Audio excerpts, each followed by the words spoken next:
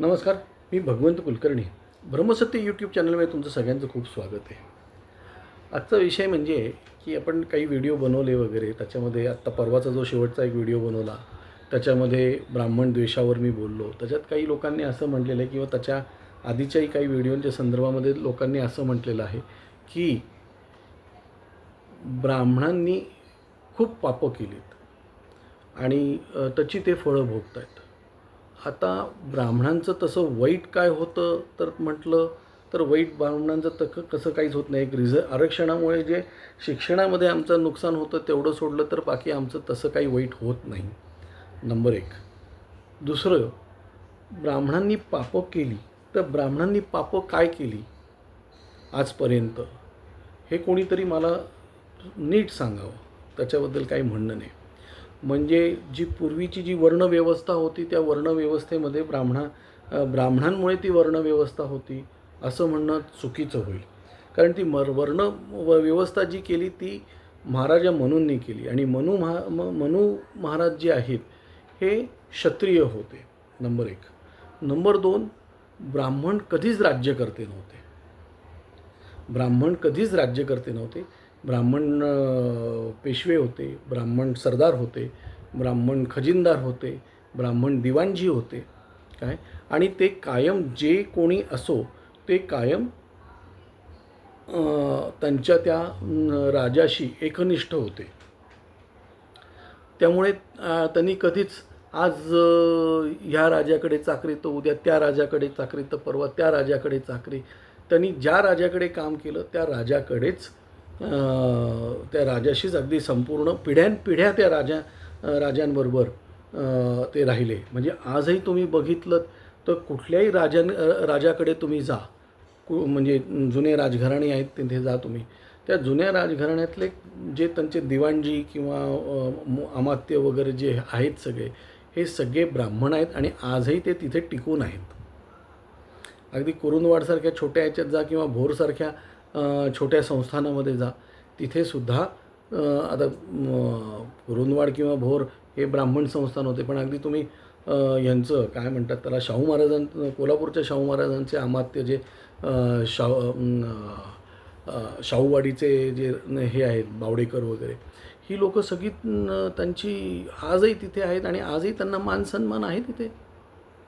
ब्राह्मणांनी पापं काय केलेली आहे, म्हणजे जे आज जे मागासवर्गीय वगैरे आहेत त्यांच्यावर अत्याचार आम्ही केले का आणखीन कोणी केले?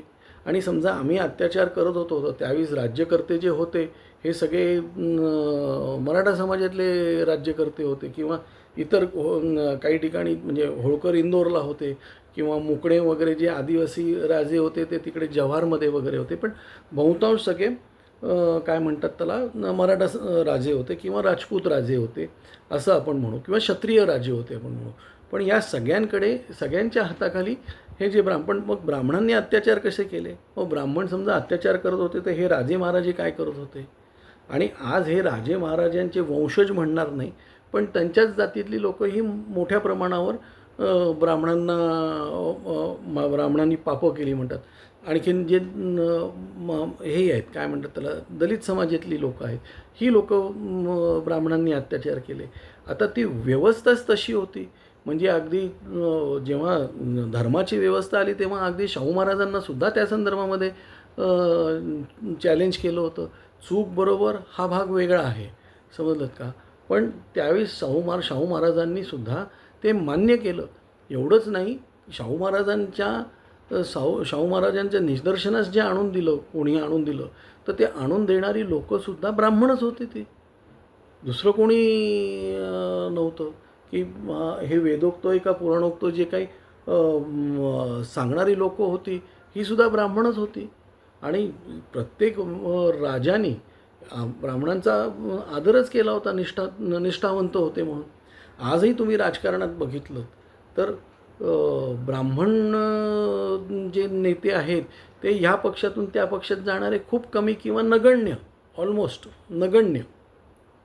काय तुम्ही मनोहर जोशी घ्या, एवढा मनोहर जोशींचा अपमान झाला, सगळं झालं, पण ते कधी एकनाथ शिंदेकडे गेले नाहीत. ते शेवटपर्यंत ठाकऱ्यांबरोबरच राहिले.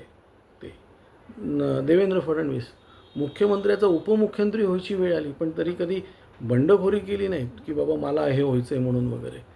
मेजॉरिटी असूनसुद्धा उपमुख्यमंत्री झाले, नंतर ते झाले मुख्यमंत्री काय. आणि त्यांनी कायम बघितलं असेल तर हितच बघितलेलं आहे. म्हणून मला जे म्हणतात की ब्राह्मणांनी पापं केली, तर ब्राह्मणांनी काय पापं केली हे लोकांनी सांगावं ना, की बाबा हे हे हे हे पाप केलं. आता कृष्णाजी भास्कर कुलकर्णी, आता फक्त कृष्णाजी भास्कर कुलकर्ण्यांना तुम्ही नावं का ठेवतात? त्यावेळेस ते जे मराठा सरदार होते त्या ह्याच्यामध्ये, त्याच्यावर मी वेगळा व्हिडिओ बनवेल. पण त्यावेळेस जे मराठा सरदार होते अफजल खानाबरोबर, ते काय करत होते? अफजल खानाने जेव्हा पांडुरंगाच्या देवळावर हल्ला केला त्यावेळेस सगळे मराठे सरदार होते ना तिथे, कोण का आडवं आलं नाही? त्यांच्याबद्दल कोण का नावं घेत नाही? काय ब्राह्मणांनी पापं केलीत हे खरंच सांगावं. ब्राह्मणांनी काय पापं केली त्याच्यावर आम्ही परफेक्ट उत्तर देऊ अगदी. आणि ब्राह्मणांनी पापं केली असेल तर त्यावेळेस ते राजे महाराजे काय करत होते? त्यांनी का नाही ते थांबवलं? ब्राह्मण काही राजे महाराजांपेक्षा पॉवरफुल नव्हते कधीच. पॉवरफुल राजेच होते.